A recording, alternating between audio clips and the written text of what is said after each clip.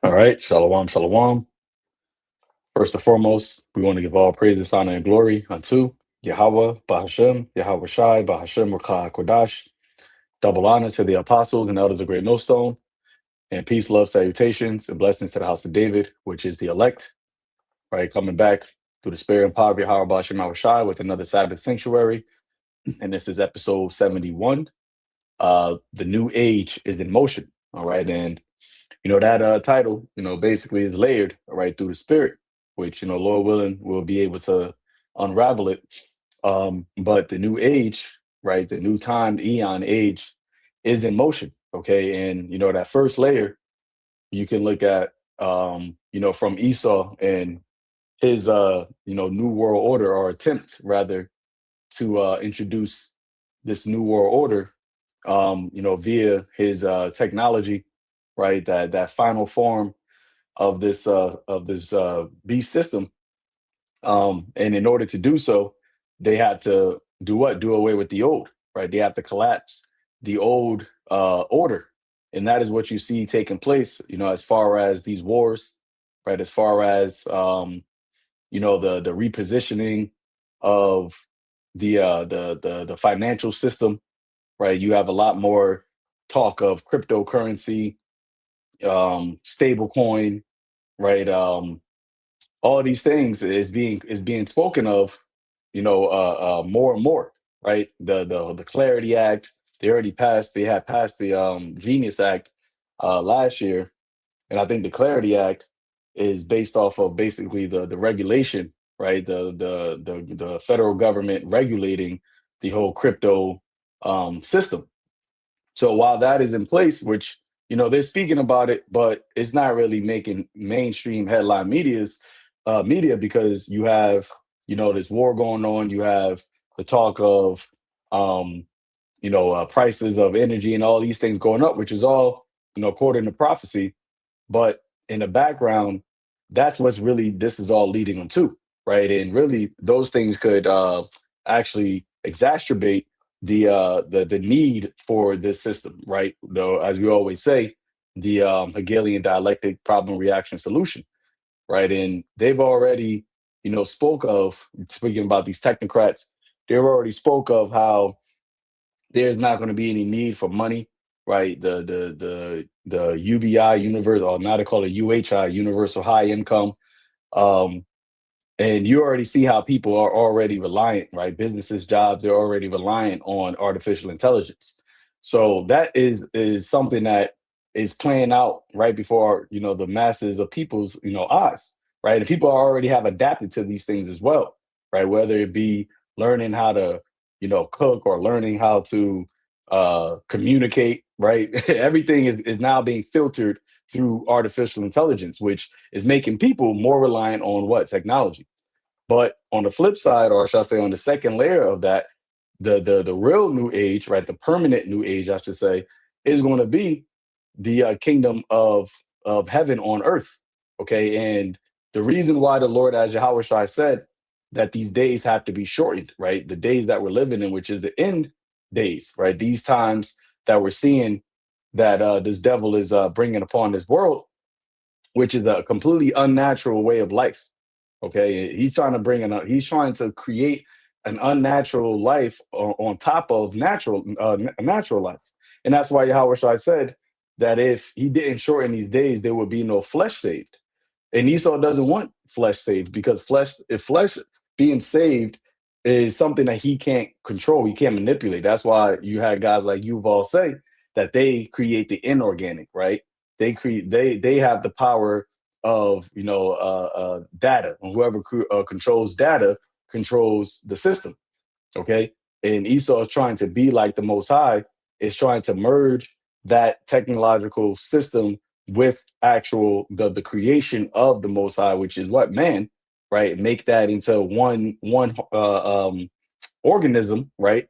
Half man, half machine, a cyborg, whatever you want to call it. And that is why the Lord is going to put an end to this devil right in his tracks. Just a quick scripture, then I'll pass it. In the book of Job, chapter 5, verse 12, it says, he disappointeth the devices of the crafty. And this is a crafty device, right? A crafty plan. See, and when you go into that word crafty, let's see what it says. It probably goes into shrewd. Um, yeah, it says I rum, right? Or I believe that's or I rum, which is subtle, subtle, shrewd, sly, sensible, crafty, right? Prudent, cunning, usually in a bad sense, and that's this devil, right? His wisdom and his knowledge, it has perverted him. So the Lord says what he's going to disappoint the shrewdness, right? The craftiness, devices of the crafty, right? So that their hands cannot perform their enterprise. So him thinking that he is about to be able to have this new world order, right? This new age, and him setting himself up as God, right? And everybody will have to be subservient and subjected completely under his, rule, or under his way of life. That's going to be disappointing because this world, this earth, right? This dimension was created for Yahweh Shai to rule. All right, it says he taketh the wise in their own craftiness. So the fact that they're even trying to set this up, the fact that they're trying to do this, they don't realize is bringing in their own demise. So that is the Lord taking the wise, right, and them being wise and evil in their own craftiness. See, because if they never did this, which obviously, it was all written regardless. But if they never did this, then really the end could never come because the end is going to come because they're doing this. So it says, "He taketh the wise in their own craftiness, and the counsel of the forward is carried headlong." So their counsel, their secret agendas, them thinking that this is something that is going to be beneficial, is going to bring them right into destruction. Right? It's going to bring them right head first, right headlong into their own end. One more, Psalm chapter, I believe that's 7. Yep, Psalm chapter 7, verse um 15. It says, "He made a pit and digged it, and is fallen into the ditch which he made. His mischief shall return upon his own head." So tying that back into, him, the being carried headlong is going to fall back into his own head, right? Into his own ideas and his own tabernacle. I think in Job it tells you that, right? The light of his tabernacle is going to be put out. It says, "And his violent dealings shall come down upon his own pate," right? Which the word pate goes back into, his head. So these things that they're setting up, this new age that they're attempting to set up, is really bringing in the new age of the kingdom. All right, and that's all these things are in motion right now. All right, so y'all got it. Yeah, gone. um, yeah, and it's a beautiful thing to witness, and that's why the way the perspective or the bird's eye view that the Lord has given us through the lens of prophecy is very helpful because we can see this from the director's perspective, right? We're not looking at it from somebody who's in the movie alone, though we can see it from that angle. We're also able to see it from the director's cut, which is knowing that it's all still scripted, and really the Most High is the one who's you know taking this into the next phase of things, right? Then the new age is where the Lord is taking it, and that is going to involve all the action packed. Like if you were watching a movie, there's certain parts of the movie where like you can classify it into categories, right? You have the intro part, and then eventually, like they say, you have the rise in action, and then the climax, and then so on and so forth. And so we see how the Lord is shifting gears, and he always balances it out. All right, except the right hand always triumphs over the left. However, in order to make this a interesting movie, like he said, even in Romans the ninth chapter, right, concerning Pharaoh, for this same purpose have I raised thee up. That's the key part, raise thee up. Why did the Lord decide to raise up Pharaoh before taking him down? Why not just keep him down and then take him down? Because there's no good story in that, right? Some of the best stories are when you have a unbeatable villain or antagonist, all right, and that is what creates the yearning for a protagonist. So even if you were to look at the story around Yahweh Shai, his name, him being the savior, if there's nobody to save or no situation that requires somebody being saved from, there's no point in having a savior. So in order for Yahweh Shai's Nomen Omen to be fulfilled on the highest level, you need to have the highest threat. And the highest threat is Esau Edom, the man of sin, being revealed on the highest level, right? The Lord is like taking off that mask, taking off the horns, and basically allowing Esau to come into his full power so that the Lord can then show, crush him to glorify his name. And in that is where the Lord uses all his different avenues he has in his toolbox, right? The scriptures call it the Lord's I forgot what it calls, the armory or something along those lines, where he brings forth the different weather and so on and so forth. And that's what the Lord is going to do. So whenever Esau Edom or the left hand side starts to elevate, we expect that the Lord is going to raise up the right hand side as well. Okay, because that's what keeps things interesting. And we know that the God we serve, as powerful as he is, he also loves drama. He loves theatrics. When you read in the book of Judges, the scriptures say that the Lord sought occasion against the Philistines, and therefore he stirred up Samson's spirit. It literally said that he stirred up Samson's spirit to have him go into the territory of the Philistines to start creating that conflict. All right. So when the Lord does all these things, we know what he is doing because he has told us, and we know why he's doing it. And he picked the perfect devil, right? The perfect antagonist to do this, but he also picked the perfect protagonist to be able to play this role in his movie. So we know that the Lord is definitely kicking things into the next gear. Now I got a precept here.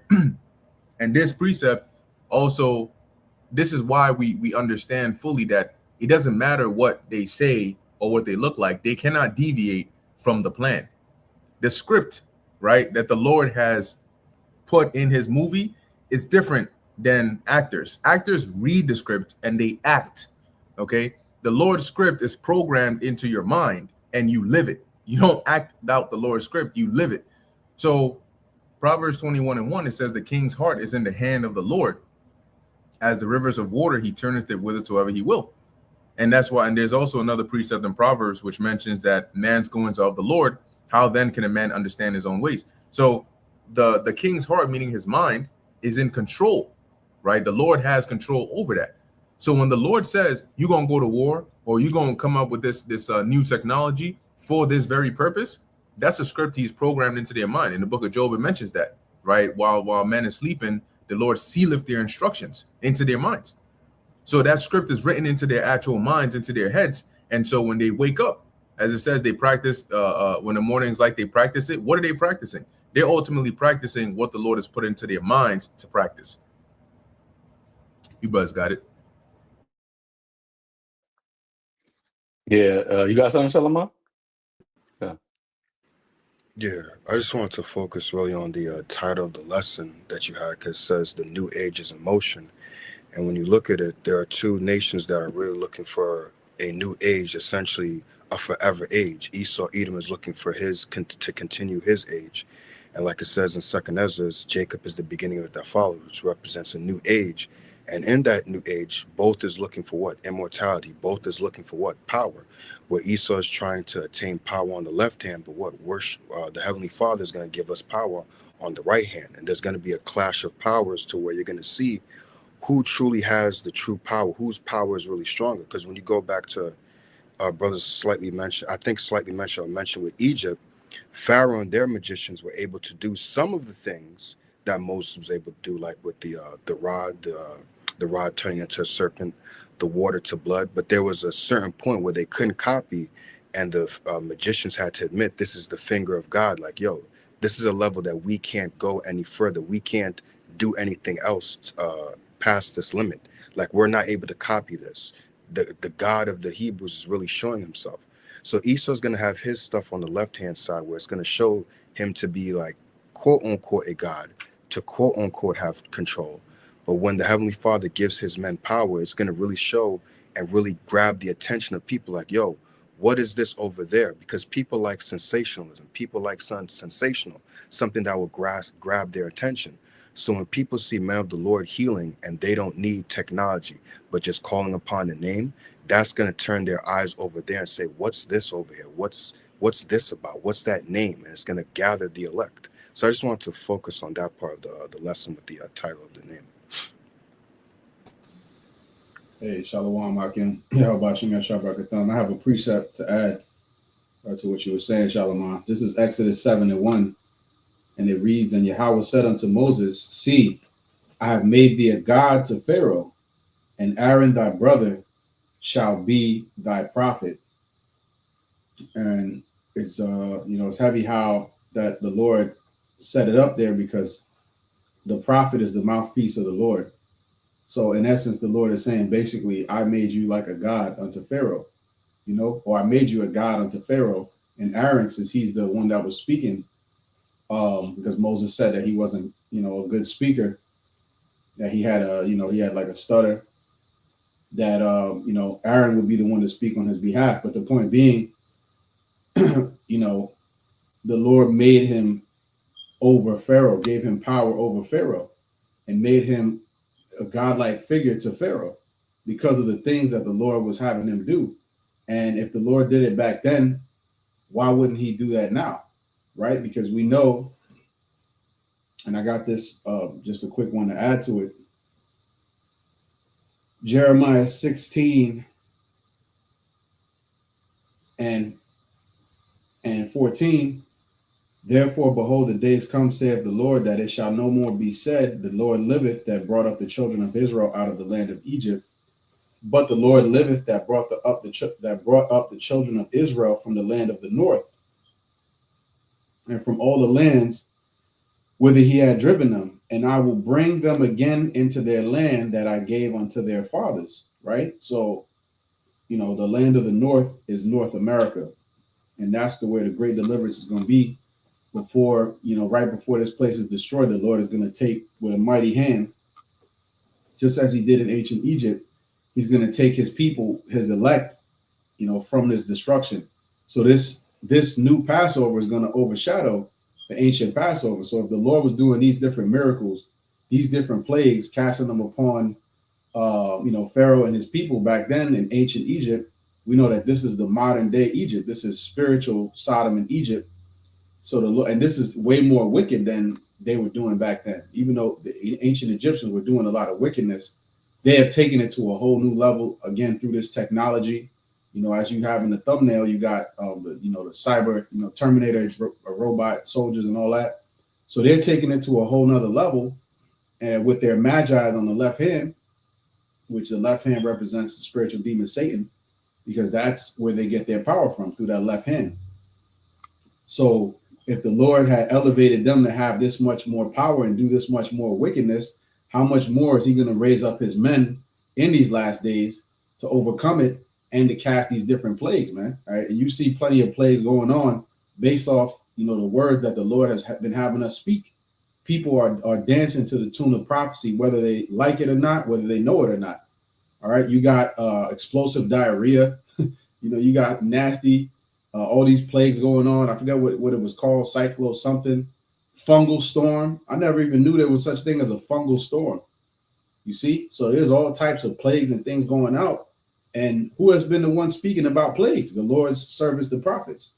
You see? So these things are actually coming to pass, and the power of the word that the Lord has had us speak out here, which is his words according to the Holy Scriptures, is all coming to pass, man. All right? So you got fungal storms, different diseases, different plagues, food poisoning. And that's why, us that are in the know got to, be mindful of what we eat. A lot of time the best thing to do is to get the food and prepare it yourself at your house, where you know how it's being handled and different things.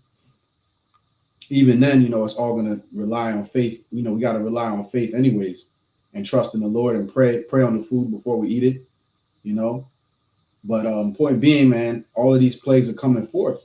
All right. All of these things are happening based off the words of prophecy that the Lord has had us speak. And I'm going to bring out one more and I'm going to pass it. This is 2nd Ezra's, 15:1. It says, Behold, speak thou in the ears of my people the words of prophecy, which I will put in thy mouth, saith the Lord. Right. Just as he said, Aaron will be thy prophet. We are the prophet of your prophets, Lord's will, of Yahweh Ba'ashem Yahushua, that are speaking the prophecies. All right. And the Lord put these words in our mouth to condemn this place. And that's why you see all these things happening, man. That's why you see right now World War III is going to be the trending topic once again, any minute now. People are distracted by the summertime and all that shit. But, as the days goes on, we're going to see how it all pans out. And you had mentioned, or you had dropped it in the chat about Trump, Nero Trump having a big announcement on Thursday. So, 9 o'clock Eastern time, we're going to see what it is, man. But I'm pretty sure, that's what it seemed like, discerning through the spirit, that is going to be related to this conflict, because those that are in the know, those that have been watching, we're seeing that is amping up. Okay. They had a series, Trump just mentioned that he's going to have a series of severe strikes against them. All right. And that was all just a ploy and a delay. That whole, the MUA, what do they call it? A memorandum of understanding. Memorandum of understanding. Exactly. The water.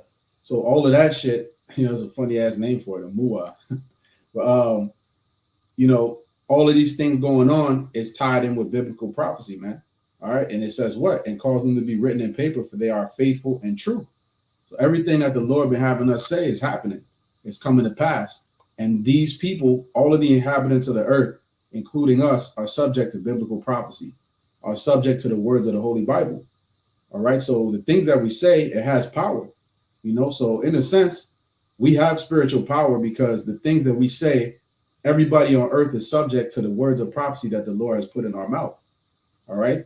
So that alone is power. Now, how much more when these people turn against us, which they already all against us, but when they really demonize us, put us on the news and all that, the Lord is going to amplify that power, man. All right. And it's going to go to the next glory, like Elder Yashua always say. So I just wanted to speak on that. Y'all got it. Hey, Shalom Akim, Yabashmi Ashabrakatan. Y'all hear me? Gone. Yes, sir. Kind. Hey, Shalakia for the unconventional setup today, but doing the best we can here. Either way, just wanted to chime in real quick with a quick precept. There's a book of Habakkuk chapter 2 and verse 3.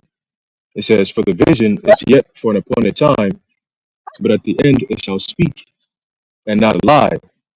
Though it tarry, wait for it, because it will surely come, it will not tarry." And this prophecy right here rings so much truer now than it ever has. All right, because this very day, today, we just saw an article saying that Trump has officially gone to Congress to declare war against Iran. All right, and that's a heavy, heavy, heavy thing when you talk about the scope of prophecy, because Iran has always been the one that we always spoke about through the Spirit. And when you look at it, I believe it was either yesterday or today, BB Yahoo was on, I believe it was Fox News or something, and he was saying how it's imperative for the U.S. and the Israelis to come together and to go from aid to partnership. Therefore, there's going to be an exchange of intelligence and data sharing, and basically doing everything together and having shares together, right? And he goes into all these different things that they've planned. And I said, oh, that's beautiful prophecy, because the two nations that the Lord is coming down to destroy and make war against are all coming together and making themselves known. That's prophecy, man. Isaiah 47. Okay? So we're seeing all these things play out. And then they have these people like Elon Musk and these other tech giant gurus and so on and so forth, like Google and Meta and all these different companies, all right, modern day Chaldean temples of Baal ass places and shit, right? But they're all coming out, and what are they pushing for? They're pushing for artificial immortality. They're trying to tap into a different realm. They're trying to go into what the spiritual, because that's where they know the real power is at. So that's the only going to what's that going to do? That's going to require Yahweh Shemiel Shai to what? To put his power upon his men to stop that, to quell against that. You see? So again, like Shalimar, you were mentioning about the dichotomy. You have Esau, this one clash, but one side is saying that, oh, this clash is going to result in me continuing my rulership, and the other is saying, no, this clash is the end of your rulership and the beginning of ours. You see, that's the main clash right there. We're coming in with the spirit of prophecy, which is the power of Yahushua. They come in the spirit of what? Artificial intelligence, which is the power of Satan on the left hand side. All right. So all these things are being made manifest, and it took some time, But guess what? Is our faith. Again, we always go back to the Lord dealing with faithful men, faithful men, faithful men. Those faithful men are the ones that are going to see it through. Those are the ones that shows that the Lord's word is true because, they made it all the way to the end. After all these years, these men kept on saying the same thing over and over and over again till now. Iran and US, really? Hey, man, call Oya Bashmi Ashai. Today, it's all spiritual, man. Heavy things are happening. Let me just put it like that. All right, but your brothers got it. Yeah, hey, Con, real quick point. I was gonna say that's an important point to mention because basically Israel and America just did the fusion dance, all right, and pretty much they said that the Pentagon is going to join with Israel. It's one and the same now, or that they're going to implement them into the Pentagon or however they're going to do it. We already been known that, but now they're just coming out in the public and saying it. And why are they doing that? Because the next phase of this war is about to be initiated. And the timing of it is very interesting. And I'm going to pass it. Just want to mention this. The timing is very interesting because you notice they waited for the 250th anniversary to be over, get all of that celebration and all that patriotic bullshit out the way, and now back to regularly scheduled programming. Israel first, all right? Which, the so-called state, all right? Not the actual Israelites, but they are the state of Israel, okay? So the point being, they're entering this new phase because we know that this whole conflict is going to go up to a next level now. And the gasoline shock, the oil shock is all the house of cards about to collapse in real time, man. All right. And these people are not ready, man. They're just out here getting drunk and enjoying their summer. And in due time, it could be this week, could be, a couple weeks from now. We're going to see how it pans out. But we know that things are going to get progressively worse. And just like the demic, they could really quickly change things like that and make it so that the effects is not a thing of it's going to play out over the next year or so. The effect is one day it's one way and the next day is different. The next day is gas rationing. The next day, all of a sudden you wake up and there's a line to get gas and people are going to be like, what happened? They're going to be asking about why is this happening? But the Lord serves the prophets, like it says, that day that will not catch you, as a thief. All right. Y'all got it. Hey, yep. Just to give some more, I guess, current events, because everything's moving in real time right now. It says oil prices surged nearly 10%, the biggest one-day gain since 2020, as markets increasingly price in a prolonged disruption to shipping through the Strait of Hormuz following renewed U.S.-Iran hostilities. Now, they've been saying for a while that the uh, the markets basically haven't been reflecting the reality of the situation, as far as what's been going on over the past 4 months. But and it's always been because that they've been following Trump, right? And if Trump said, "Oh, they gotta, they want to make a deal so bad," the markets follow that. They kept believing him, but what it appears to be as though that either because he's not saying that anymore, right? He said what that I don't think no deal is going to happen, right? I think that we got to take Carg Island, so he's becoming more, I guess, overt with their actual agenda. And I tie that to when you spoke about the 250th year.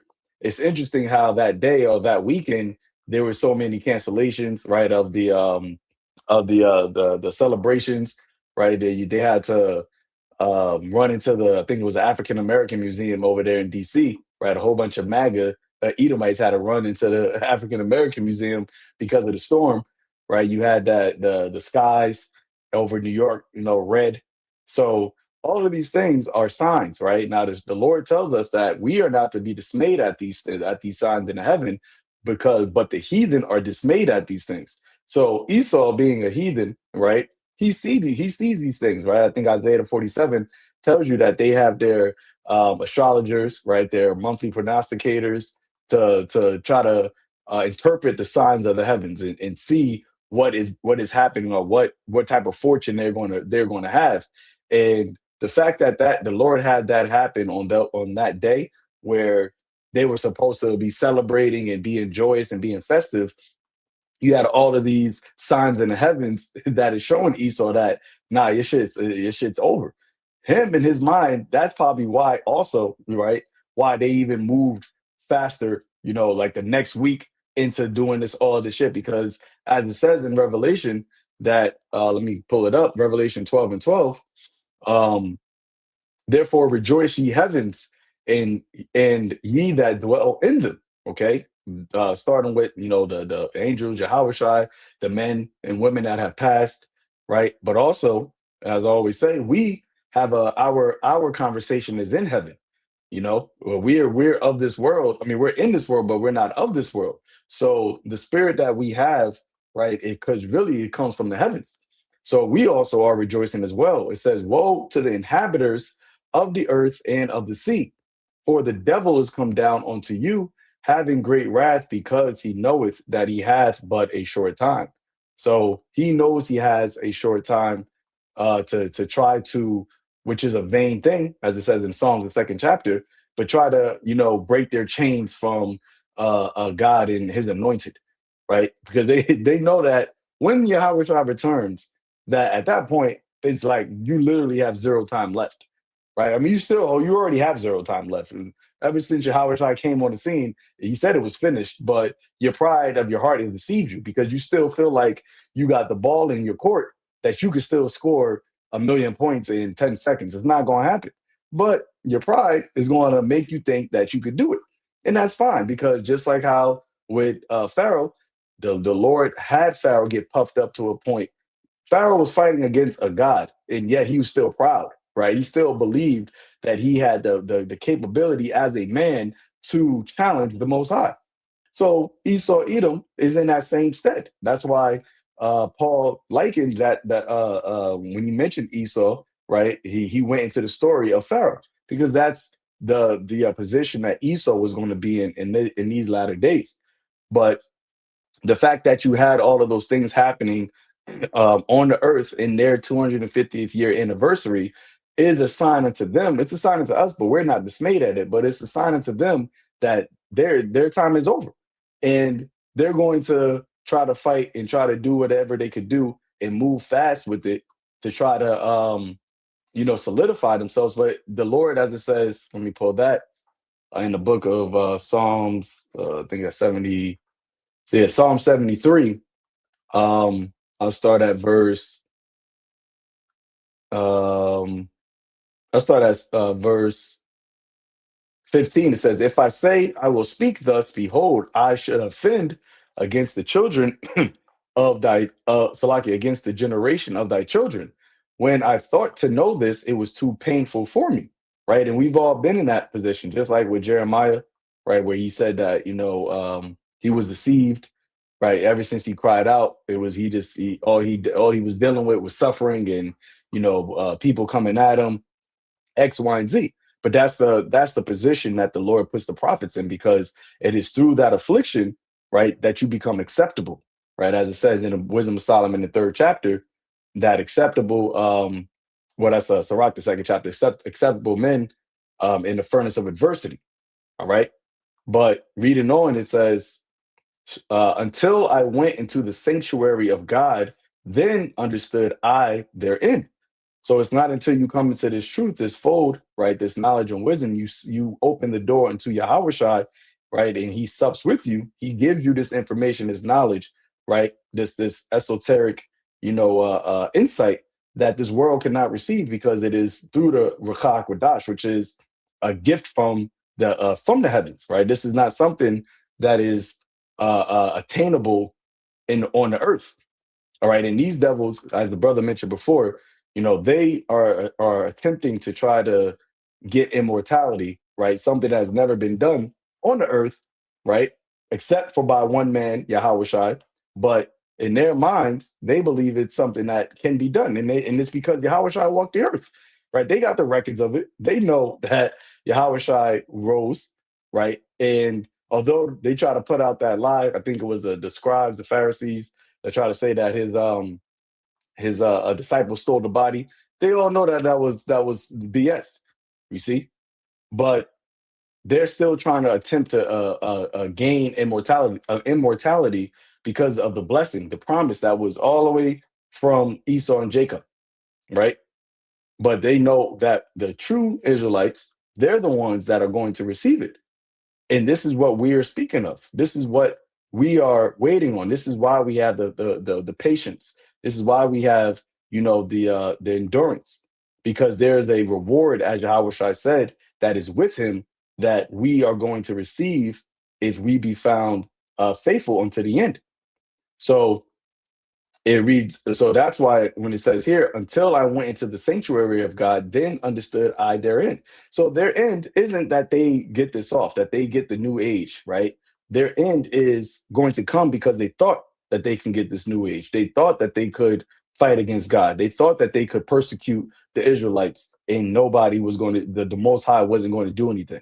I believe in Psalm to tell you that the God of Jacob regardeth not.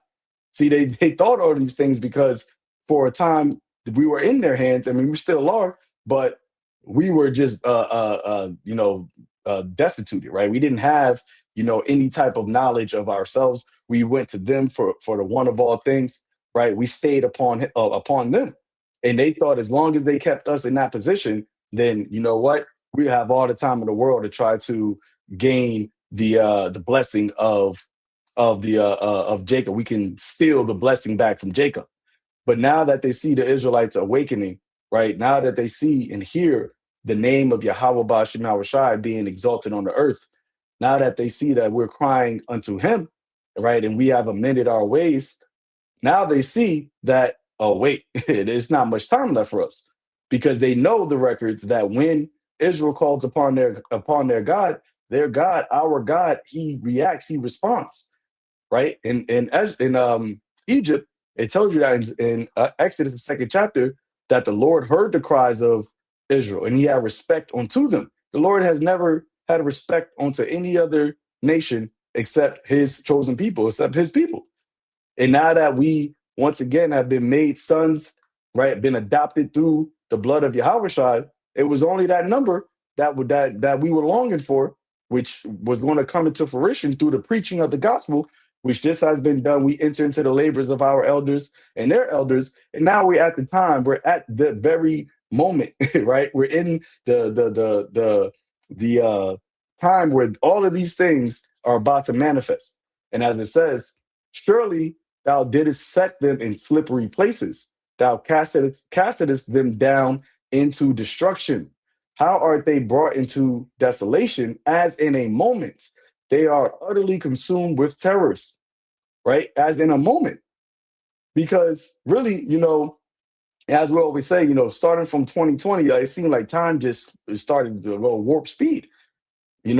Everything is just all like pushed together now. 7 years, every time we talk about, well, 6 years, every time we talk about like 2020, like, yeah, damn, that was 6 years ago. It don't even feel that. It don't even feel that long. But that's because the Lord is speeding up this time. Right? He's about to bring him to the king of terrors. So he's in a slippery place. No matter what he does, you're going to slip. You're going to fall. You're not going to succeed. Which I got it. I got a precept.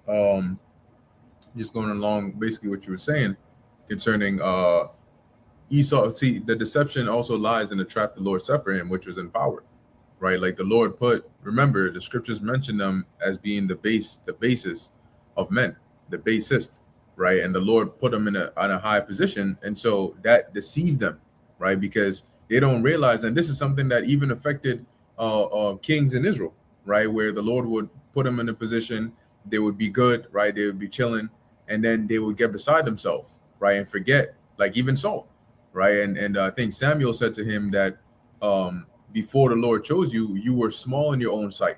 See, because he was humble, right? He thought himself to be like unworthy, and then the Lord chose him to put him in that position, and then he started to get high-minded, and started to deviate from the direction the Lord wanted him to go in. So how much more for Esau, Edom, who the scriptures say that they be born going astray, right? And so with this devil, the Lord put him in power, raised him up, and that hardened up his mind and made him proud to think it was of his own power that he was put in that position. And that leads me into this, starting here. This is Romans chapter 9, verse 17. And it reads, for the scripture saith unto Pharaoh, even for this same purpose have I raised thee up. So when the Lord raised up Pharaoh, he did it for a purpose, for a particular reason. Just like the Lord raising up Esau, Edom today, it's for a particular reason. Because in order for them to bring that temptation, right? In order for them to come down with great wrath, they need to have power. They need to have authority. And so the Lord put them there so they can do what they need to do. It says here that I might shew my power in thee, and that my name might be declared throughout all the earth. And when you look at something like boxing, how does somebody get a name for themselves? Usually it's if they beat a champion, right? Like even David with Goliath, because of the reputation of the opponent. When somebody takes them down, their name gets popularized because it's like a platform. All eyes are on this person here. They're known for being the champion. Nobody knows who you are, but the second you come and take them down, now everybody's looking at you like, oh shoot, like this is the person who did this and who did that. So the Lord said, I purposely raised this person up, so now all eyes are on them, and then I'm going to take them down so that all the credit comes to me. I'm going to be glorified in this. And the way the Lord is going to do it is with the most unexpected means, which also is mentioned in Wisdom of Solomon, the 5th chapter, where it says that this was far beyond all that they had imagined, all that they had looked for. It says, verse 18, therefore hath he mercy on whom he will have mercy, and whom he will he hardeneth. So that's why in Revelation 22, it says, let him that is just be just still, and let him that is filthy be filthy still. Because there's some the Lord will have mercy on, and there's some whose minds he's going to harden and embed them in a certain position where they're going to stay in that position until they meet the fate that the Lord has set for them. And so with the Lord raising up this modern day Pharaoh and putting him in this high position, he is doing that because he's getting ready to work a work in our days, as the scriptures say, that you will not believe even though it were told you. Like that's something that we gotta, like, really the world has to get ready to have their version of reality merge with what they think is fiction, right? Fiction and nonfiction are about to merge. The truth behind the saying, truth is stranger than fiction, is about to become very well known to people why there's a saying like that. Truth is stranger than fiction. Because people imagine in their time, because of Esau, Edom, that certain things are just impossible. That's not real. It only happens, even though they gravitate towards it, because when they watch these movies, those are the kinds of movies they like to go to. The action movies, the movies with superpowers, and those kinds of unrealistic stuff.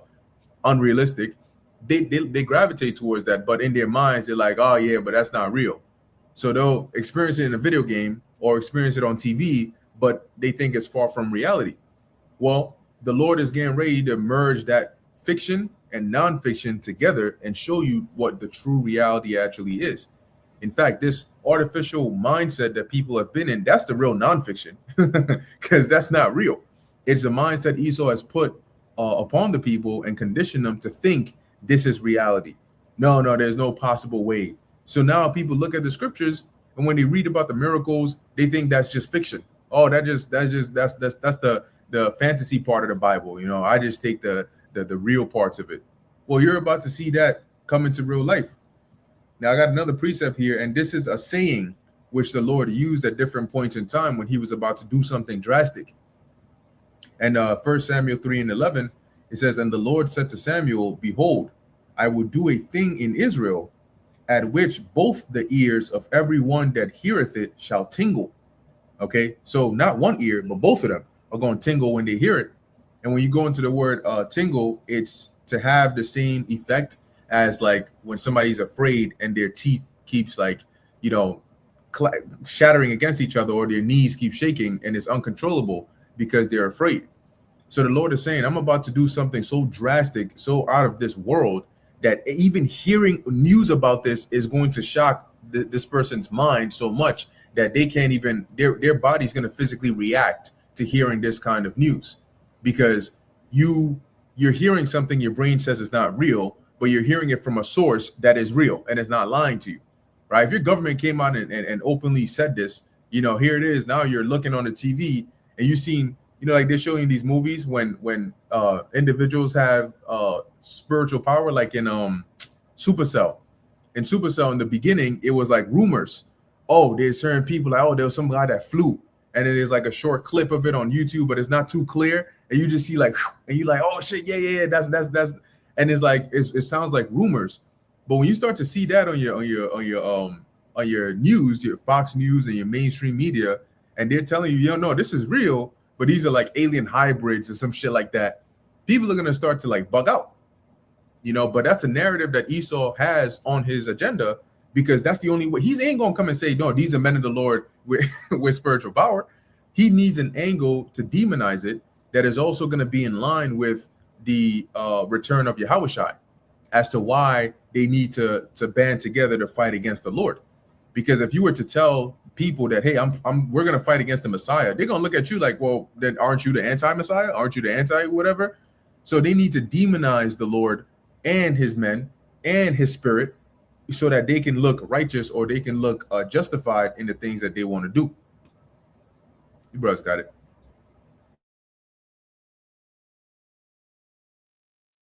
Somebody, all right. I didn't know if somebody had something. I actually wanted to bring out this here in the book of Jeremiah, the 51st chapter, because, as we're seeing, going back to what you were saying about how the Lord sets up the antagonist, right? For the story's sake, you have to set up the antagonist and set up their power in order to show, right, your power. Because if the Lord just came with overwhelming power, then it wouldn't have been, the story wouldn't have been as great. It wouldn't have showed the power of the Lord, salvate, like his power to save. That's why in Isaiah the 63rd chapter it says mighty to save. The way that the Lord shows his might to save is by putting those that he is going to save in a very, very dangerous situation. Because, and this is why we say that those small hats over there, are not one of the many reasons why we say that they're not the people of God, because they don't need saving, right? They're the ones that are, boasters in there. Netanyahu just said it the other day, oh, we have air superiority in the Middle East, right? So, and if your air force is superior, then by definition, you basically have a better military. Okay, so you're saying that you are superior in a military might against your foes.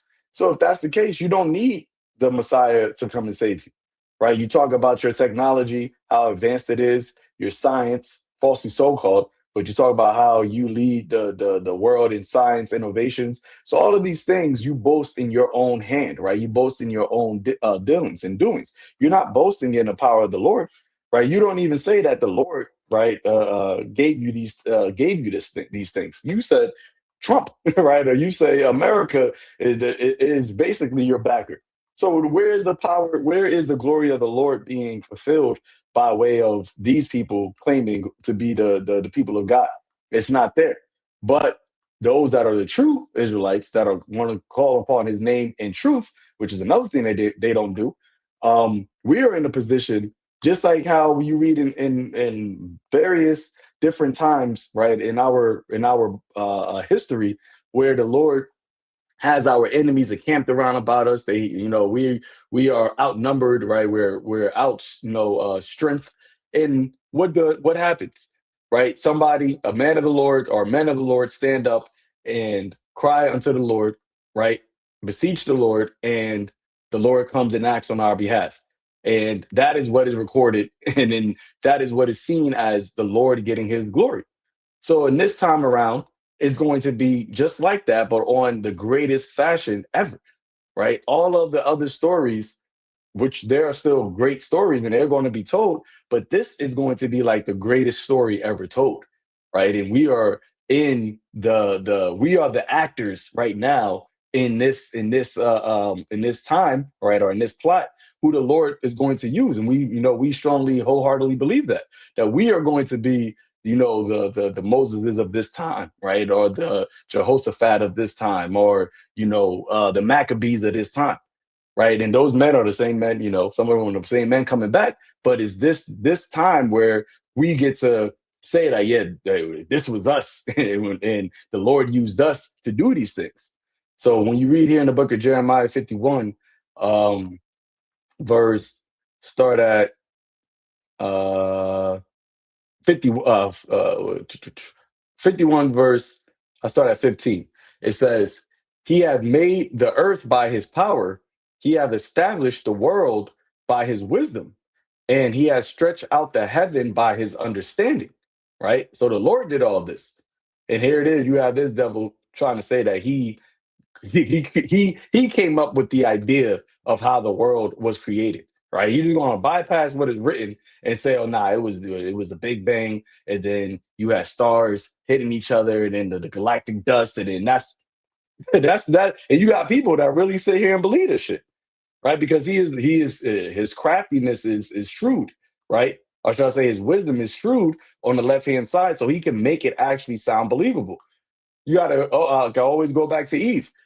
In order for him to get Eve to think that immortality wasn't enough, that there was something greater than immortality, you got to be a real serpent. You got to be really slick to do so, right? So, um, reading on, it says, when he uttereth his voice, there is a multitude of waters in the heavens, and he causeth the vapors to ascend from the earth, from the ends of the earth. He maketh lightning with rain and bringeth forth the wind out of his treasuries. And I think this is what you was referring to before, Bukhar, right there. So this is all how the Lord, which what you call, we call nature, right? And they, Esau tries to demonize it and calls it Mother Nature. This devil, man. But all of these things is the doings of the Lord, right? And they all do the way that the earth evaporates, the water from the ocean into the clouds, and they have it coming, the clouds gets pushed over, the over the land, and then it rains. All these things are done in its own ordinance, in its own course, right? The sun and the moon, and how that consistently comes and goes, rises and sets. All of these things are done by the will of the Lord, by the voice of the Lord commanding it to be done, right? So it says, every man is brutish by his knowledge. Every founder is confounded by the graven image, for his molten image is falsehood, there is no breath in them. And now we're at a point, and this is something that's been done by these heathens for, since the dawn of time, right? Where they have these idols, right? That's why it says in Psalms that the gods of the nations are idols, but the Most High created the heavens. This is why the Lord told us not to worship these idols, because they're no gods. They are literally the working of man's hand. And the Lord just said that a man by his is brutish by his knowledge. In the eyes of the Lord, the knowledge, the wisdom of man is foolishness. And you see what Esau boasting in his technology, right? Because this is the modern day graven image, right? The modern day molten images. They boast in this as if this has intelligence, right? But it's a falsehood. That's why it's called artificial. He even has to put it in the name. It's artificial intelligence. But yet they're having the actual mankind look at it as if it's a god, the working of man's hand. It says they are vanity, the works of errors. And you even see that, right? You see see the little robot doing karate moves, and then he fucking kicks he kicks a little kid in the stomach, right? You see these things happen. They trying to do dance moves on the stage, and then they end up falling and they're over there fucking twitching on the floor. All these things is the errors, the working of errors. When the Lord created, right, had the Yahweh Shai and the elect create the world, everything was good. It wasn't like, oh shit, we gotta go back here, we messed this up. We gotta go. We need to push the start date back. No, it was all it was all good as soon as they did it. And that's how even in the kingdom, when the earth is given into the hand of the elect, of the righteous, everything is going to be in its proper order, right? Everything is going to be good. Ain't going to be no errors that are going to be done. It says, in the time of their visitation, they shall perish.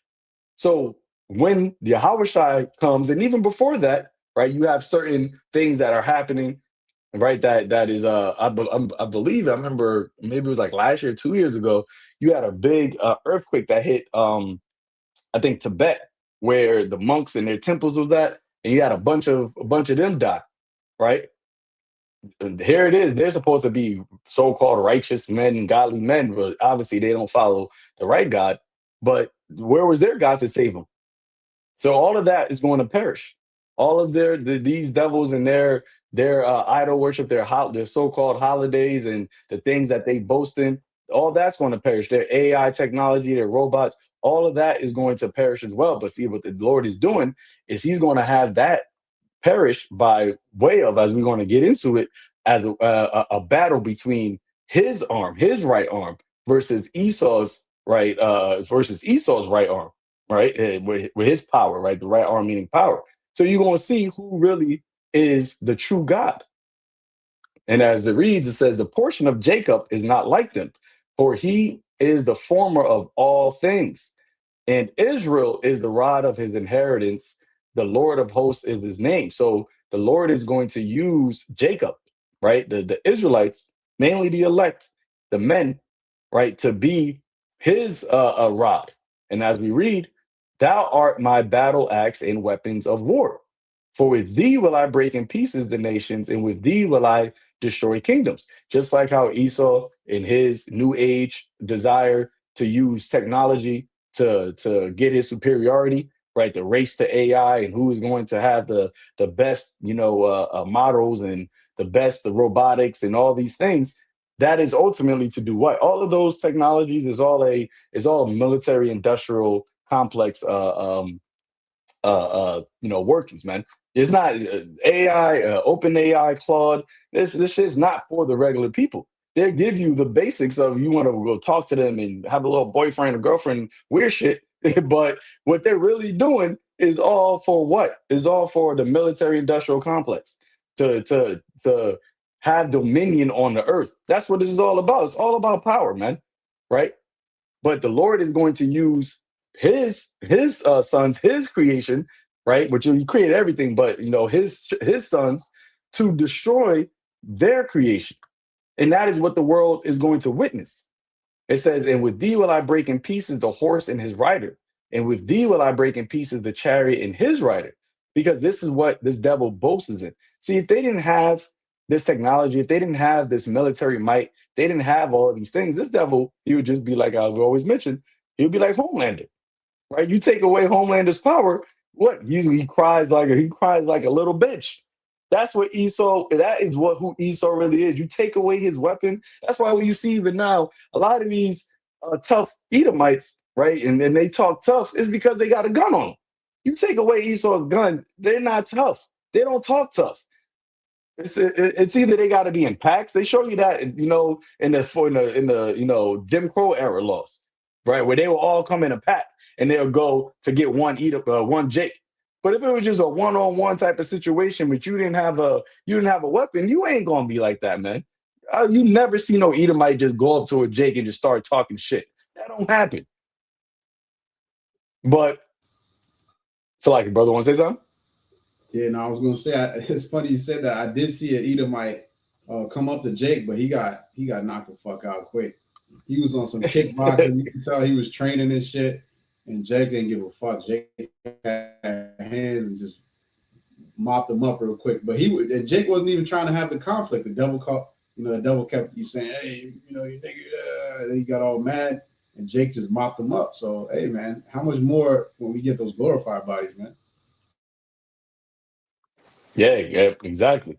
Right. Let me finish this up and I'll pass it. Um, it says, with thee will I break in pieces the chariot and his rider. With thee will I break in pieces man and woman. Right. So, hey, these Edomite women, these heathen women, and even some of these wicked ass Jake women, we gonna need spiritual powers to take care of them big backs. It says that with thee will I break in pieces old and young, and with thee will I break in pieces the young maid and the young man and his maid.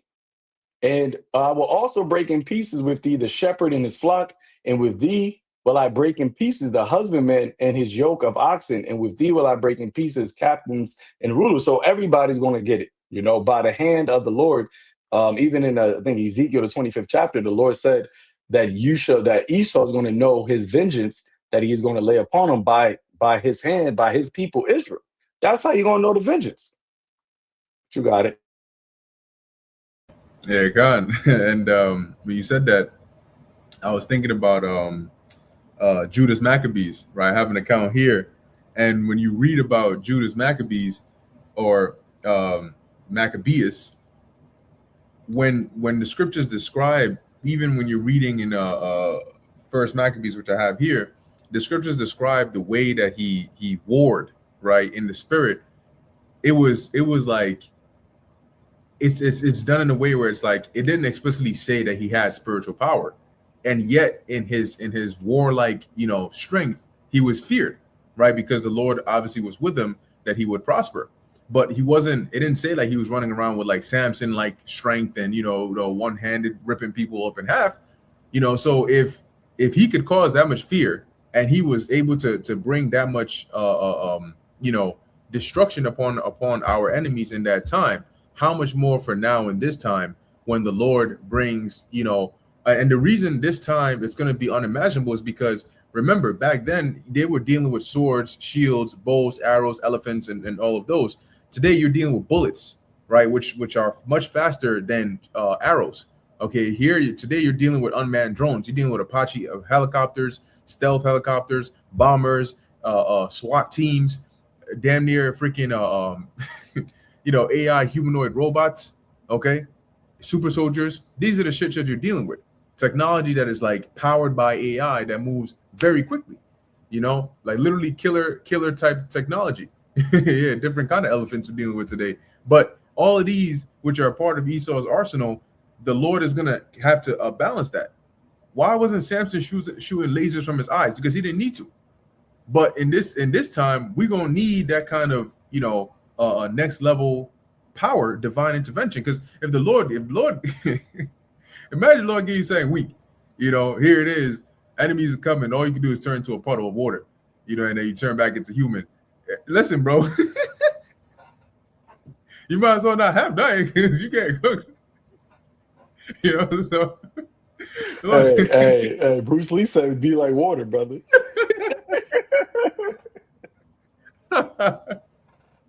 Yeah, but see, Bruce Lee, he knew martial arts.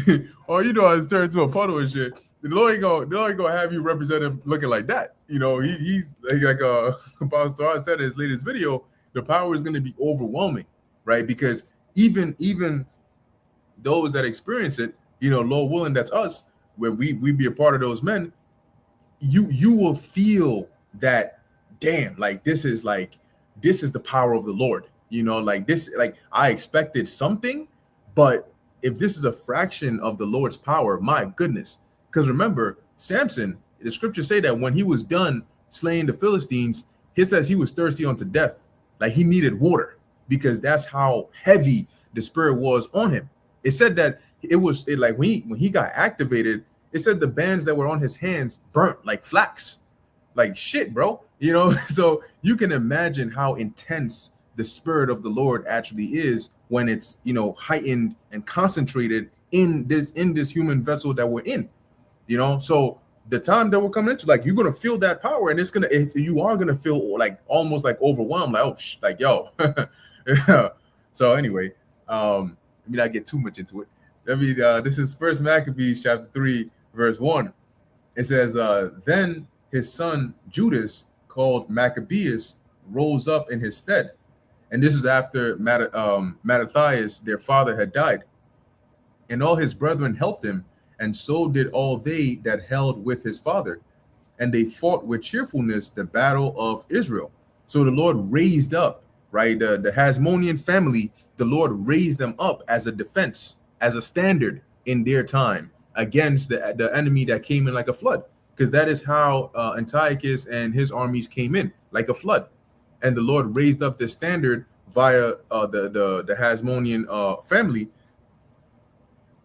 So it says, verse 3, so he gat his people great honor, and put on a breastplate as a giant, and girt his warlike harness about him, and he made battles, protecting the host with his sword, to the point where whenever it tells you in the scriptures, whenever his name was heard, the people over there feared.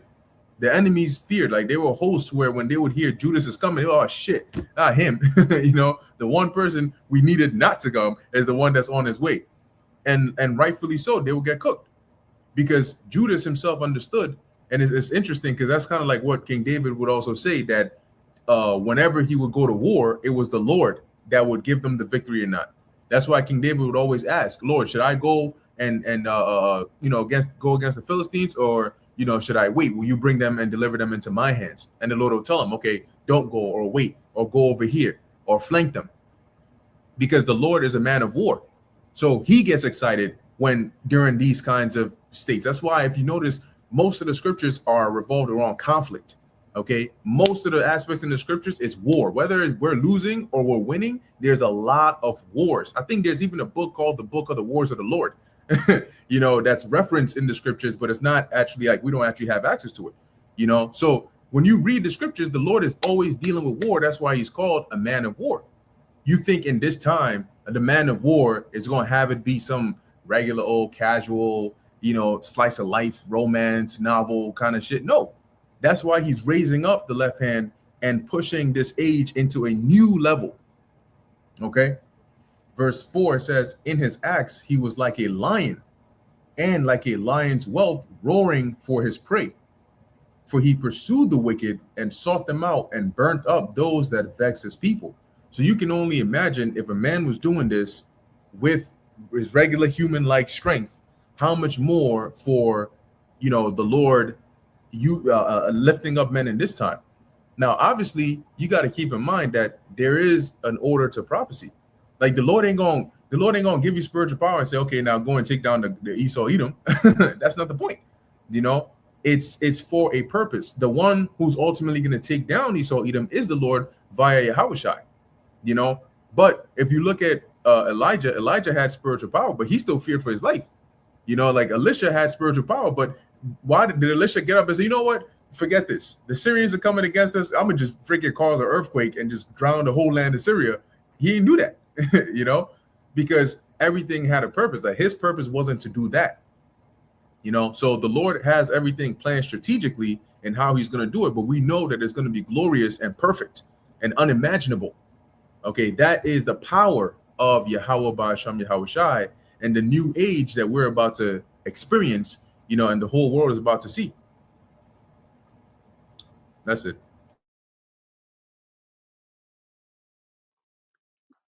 Hey, that's beautiful. Yep.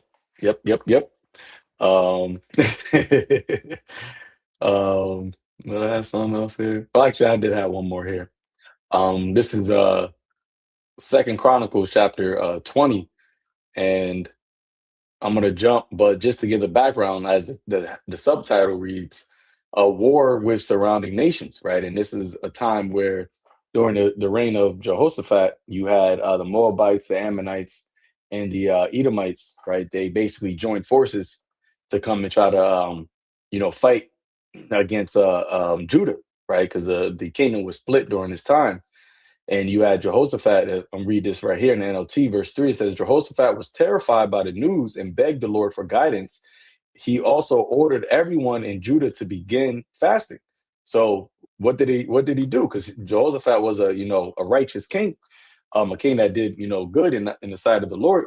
So what did he do? He instructed everyone to seek the Lord, right? Seek the Lord's guidance. And that is the difference from what the men of the Lord is saying than what everybody else is saying, right? Because you have these so-called truthers and these podcasters that they're speaking about this war, and then they're talking about, trying to get some provisions, food, stock up, right? Get some weapons just in case, it goes dark and X, Y, and Z. But nobody is saying to seek the Lord. All right. Nobody is saying to, trust in Yahweh Ba'ashim Yahushua. The only ones who are saying that are the prophets, because that is the message that the Lord always gave into the prophets.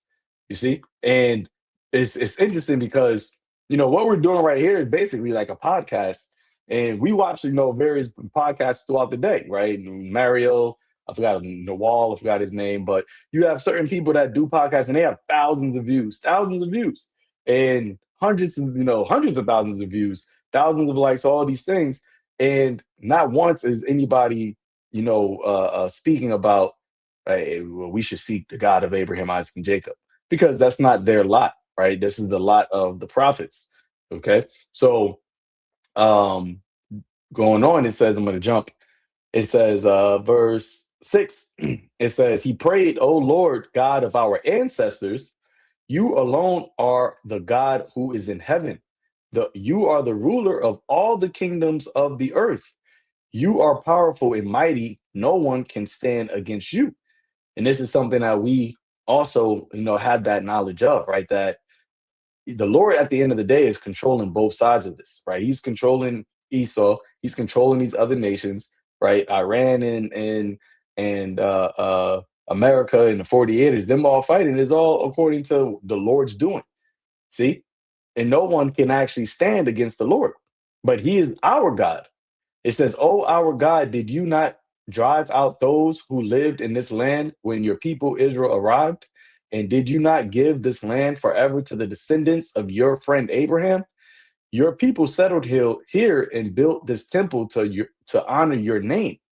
They said, whenever we are faced with any calamity, such as war, plague, or famine, we can come to stand in your presence before this temple where your name is honored," right? And that was by way of the prayer of Solomon. "We can cry out to you to save us, and you will hear us and rescue us. And now see what the armies of Ammon and Moab and Mount Seir are doing. You would not let our ancestors invade those nations when Israel left Egypt, so they went around them and did not destroy them. Now see how they reward us, for they have come to throw us out of your land, which you gave us as an inheritance." It says, "Oh God, won't you stop them? We are powerless against this mighty army that is about to attack us. We do not know what to do, but we are looking to you for help." Okay, and that is the same, a sentiment that we are in right now, right? We know that, I think King David said it, right? That we are in the hand of them that is stronger than us. Deliver us out of the hand that is strong. Deliver me out of the hand that is stronger than me. So we're in that same position. We know that when it comes to an actual, uh, nation against nation war. So on a carnal level, there's nothing that we can do against the devil. Even Joe Biden's old ass said it. If you want to take over a nation, you need some F-16s and B-2 bombers, right? Yeah, his old ass is boasting and telling us like, yeah, y'all niggas can't do shit against us. See, but that's a great position to be in, because that is how the Lord, that pride that he has in the position that the Lord has us in, now has to invoke the Lord to do what? He has to work on our behalf, because we're calling upon him, right? We're saying like, look, we know that we're in this position, but we know that you can get us out of this position. You got the power to save us. So we're going to call your name. We're going to say it out there. We're going to put it on camera. We're going to put it on wax. We're going to tell it every Saturday. We're going to do it every day. We're going to keep saying it. We're going to keep saying it. We're going to tell other people to say it. And now you got to do it because your name is there. And we know you're not going to let your name get tarnished in front of these heathens, Lord. We know you're not going to you're not going to do that. So he going to do it. Right? So let me read this and I'm going to jump. I'll finish it out. Verse 25, Salaki, 15. 14, it says, "The Spirit of the Lord came upon the men standing there, came upon one of the men standing there. His name was Jaziel, son of Zechariah, son of Benaniah, son of Jael, son of Mattaniah, a Levite who was a descendant of Asaph. He said, 'Listen, all you people of Judah and Jerusalem. Listen, King Jehoshaphat.'" So basically a prophet stood up, right? And he prophesied, because it said the Spirit of the Lord came upon him. Just like with Samson, but the Spirit of the Lord came upon Samson to get physical. But with him, it came upon him to prophesy. So we have the Spirit of the Lord upon us right now to prophesy, but the Spirit of the Lord also, it got different channels, right? You can do different things with the Spirit of the Lord. It says, "Don't be afraid. Don't be discouraged by this mighty army, for the battle is not yours, but the Most High's." Okay, and that's something that you always gotta keep in mind, right? When we see how this devil is raising up and the things that he's doing, understand that they be ye still, for the battle is not ours, right? The Lord didn't put us here to tell us, all right, let me see what you can do. Go out there and do. No, all you told us to do is just have faith, and then you will see what I'm gonna do. So with that, we'll close it out. If nobody's got anything else, Lord willing, this was edifying unto the elect, giving all praises, honor, and glory unto Yahweh, Ba'ashem Yahweh Shai, Ba'ashem Rakakwadash, Shalom.